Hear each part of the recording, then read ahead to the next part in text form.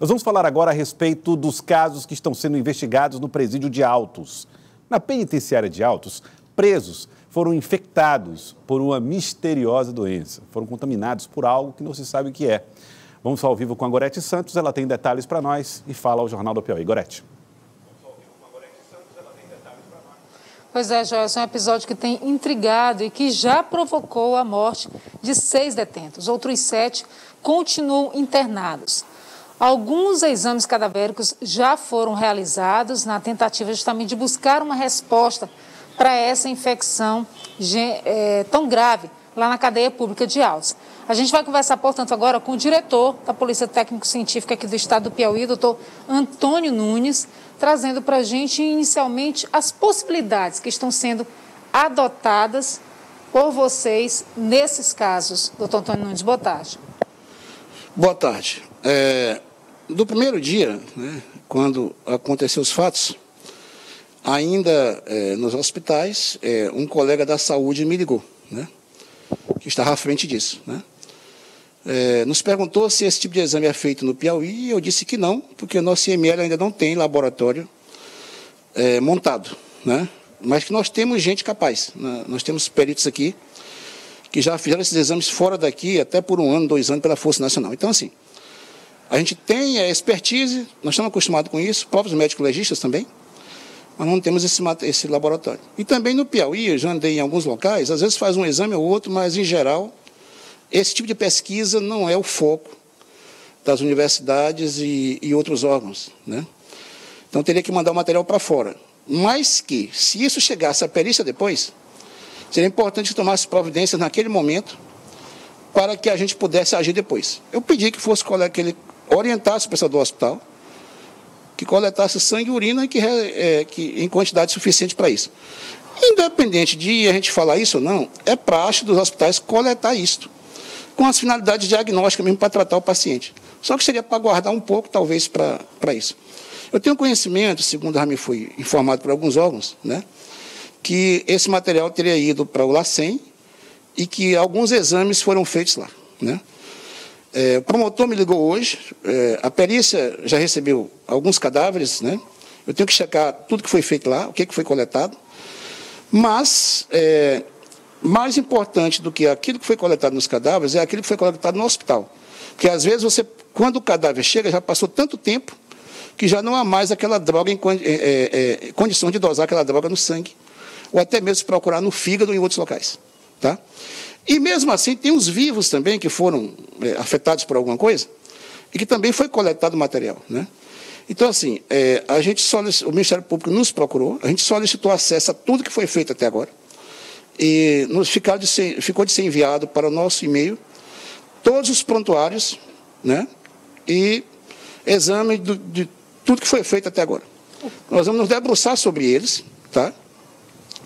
E, a partir daí, a gente vai ver o que pode ser feito ou fora ou não, e se é necessário, né?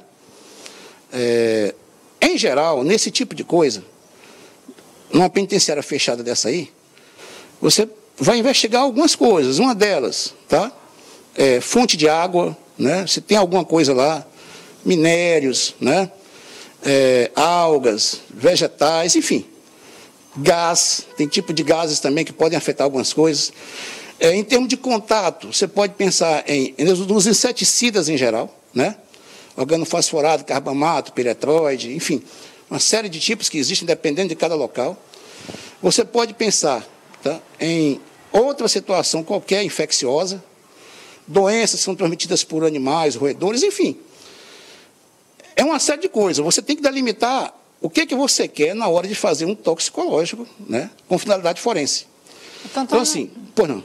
Diante dessas certas limitações que o senhor colocou, que não há um laboratório, né, específico aqui no estado do Piauí, isso, quais que seriam as possibilidades de uma solução com o que é possível fazer aqui? Tá.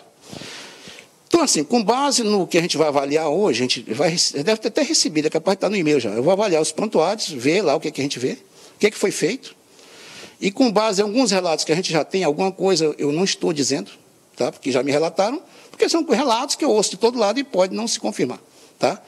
A gente vai ver com base nesses relatos, se é possível a gente testar algumas coisas.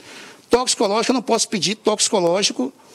Eu quero um toxicológico geral. Não, não existe isso. Eu tenho que dizer qual é a minha suspeita. Porque você tem substância que é usada, por exemplo, que intoxica alguém, que é usada nos Estados Unidos, que não é usada aqui. Tem coisa que é usada no Rio Grande do Sul, que não é usada aqui. Então, eu tenho que saber o que eu quero. Então, assim, com base nisso é que eu vou saber o que a gente entende. Vou passar isso para o promotor de justiça, para o delegado Paulo Nogueira e o promotor Eloy, que estão à frente disso aí. Tá? E aí eles decidem o que requisita. A requisição, na verdade, é deles. Mas a gente orienta enquanto perito. Né? E nos parece que um caminho natural aí seria pedir para outro estado, não é todo estado que faz também, tá? Tipo São Paulo, tipo a Polícia Federal, talvez, né? Via Polícia Federal, não sei. Alguma coisa desse tipo, como já foi feito em outras oportunidades. Joelson, tem uma pergunta para o senhor. Pois não, Joelson? Doutor Nunes, bom, boa tarde, obrigado por atender aqui o Jornal do Piauí. Fica claro que essa foi uma coisa episódica, né? Assim, foi um momento, não está ligado a forças da natureza, ao local onde está construído o presídio, porque foi a primeira vez que aconteceu e não aconteceu mais, né? Mas já se levantou outras possibilidades. Uma foi da leptospirose e a outra foi a de intoxicação por algum tipo de agrotóxico, alguma coisa desse tipo. Uma vez levantada essa questão, caberá ao IML apontar também as responsabilidades? Até onde vai o papel do IML nessa investigação em torno do suposto envenenamento? O envenenamento é a tese mais forte?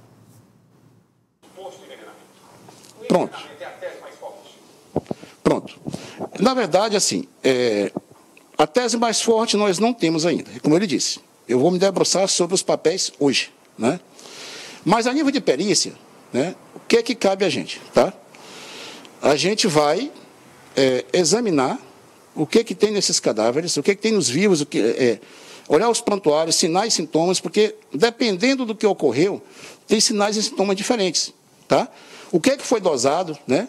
Eu tenho notícia que alguns exames já foram feitos, teriam sido feitos, tá? Tem coisas que são feitas normalmente em hospitais. Um exemplo, sódio. Sódio é importante? Eu sei que todo hospital dosa sódio ao internar um paciente grave. Então, de repente, a gente vai olhar se isso é importante.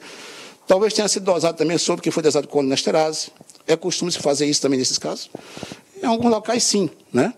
Então, tudo isso pode dar alguma pista, né? Fora muitos outros exames que tem lá e os próprios achados do médico, porque eles também são usados na perícia, tá?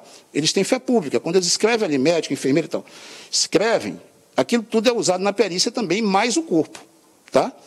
Então, assim, quanto ao que foi coletado no dia, tá? Essas hipóteses que o Joelson falou são hipóteses plausíveis em geral, certo? Eu ouvi algumas coisas, mas, como eu digo, eu não me detive sobre os papéis. O perito ele não pode achar, né? Eu acho que, para mim, enquanto não prova, eu vou externar quando eu provar. Então, o que é que eu vou fazer agora? Olhar, ver exatamente qual dessas teses a gente entende que tem certo rumo e orientar quem está investigando na parte judiciária e o Ministério Público, o delegado e o Ministério Público. A perícia faz a prova material, a perícia diz o quê?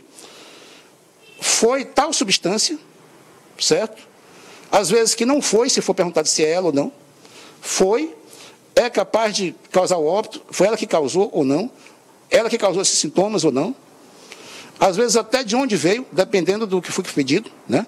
Às vezes a gente avalia também o local, né? É uma coisa que pode ser feita também, de repente, não sei. Eu vou me deter agora, ver o que foi feito.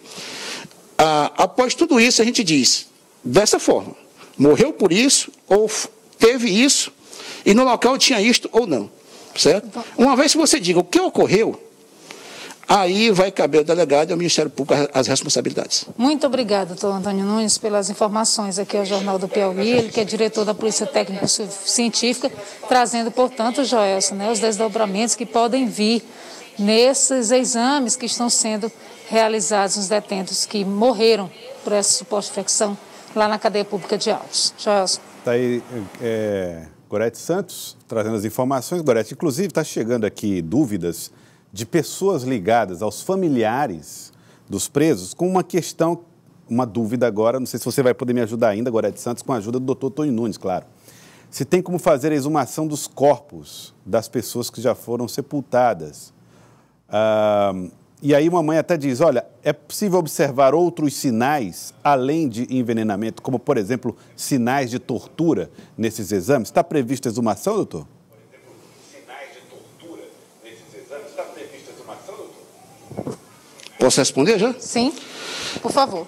Acredito que esses familiares talvez seja até de um cadáver em especial, porque me foi perguntado sobre a viabilidade de uma exumação, né?